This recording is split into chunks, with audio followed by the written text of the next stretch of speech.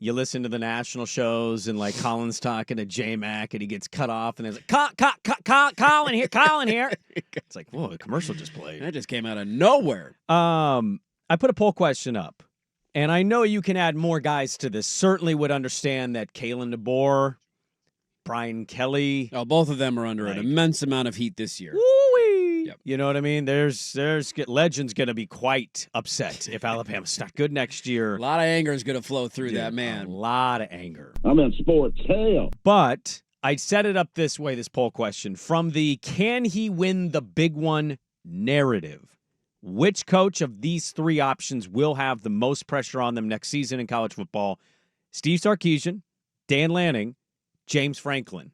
And I put Franklin in there, one, because you said something interesting that I disagree with, but also Franklin's got a ton of dudes coming back. I know he's losing some obviously talented guys in Carter and Warren, but he's got running backs coming back. He's got his quarterback coming back. Like, there is no reason to believe that Penn State probably isn't the preseason Big Ten pick for media members. Nobody's giving us a chance. Well, you guys will probably be second or third, so yeah, sure. But I think Franklin is deserving of being on this list. I didn't change my mind at all because he won 2 playoff games. He got SMU in 10 degrees and won it because they were frozen. And then he got to play Boise State and like almost kind of choked that game away. They did. You could argue they choked the Notre Dame game away. Certainly you can make that point. They had a nice lead at halftime of that game and probably should have been in the national title. They looked like the better team, I thought, for half of that game, but Notre Dame, give them the credit, they came back. Yep. You think it's Sark, and I cannot wait to see how this develops because Sarkisian's not going to go into SEC Media Day on a giant float and telling everybody how mighty different they are. Dan Lanning and Oregon do this. This is their brand. And I give him credit when they do lose, takes accountability, he accepts it, he's a good loser, but they're going to go into probably next year creating waves, sending the mascot to different schools, pissing fan bases off.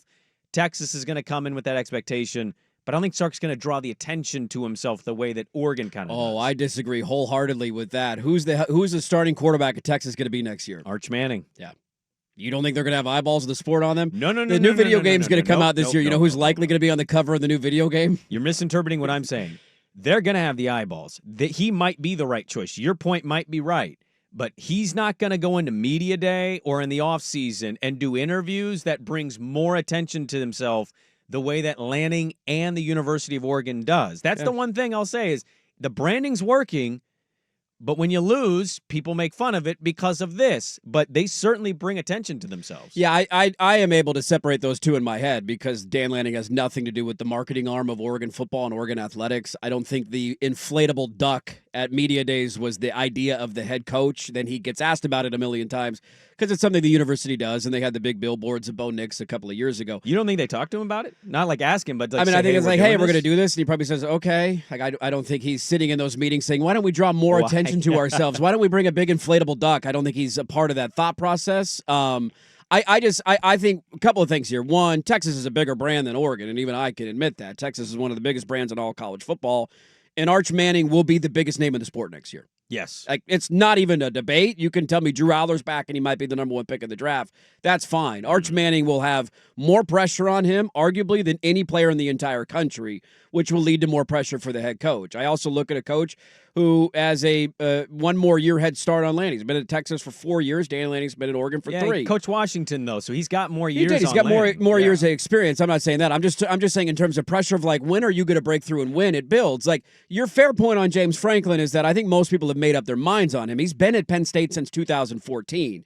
And this is where the argument will change. Like, if Dan Lanning's at Oregon for 12 years and doesn't win a playoff game or a national title, like, yeah, dude, at some point we just say, maybe the guy's never going to get it done. I'm just not willing to do it after 3 years. I think the longer you go at a job unable to do it is how that pressure builds. And so for Sark going into year 5 with Arch Manning as his quarterback, who everybody said they were held back by that position and probably should have played him this last year, but he was too committed to Quinn Ewers.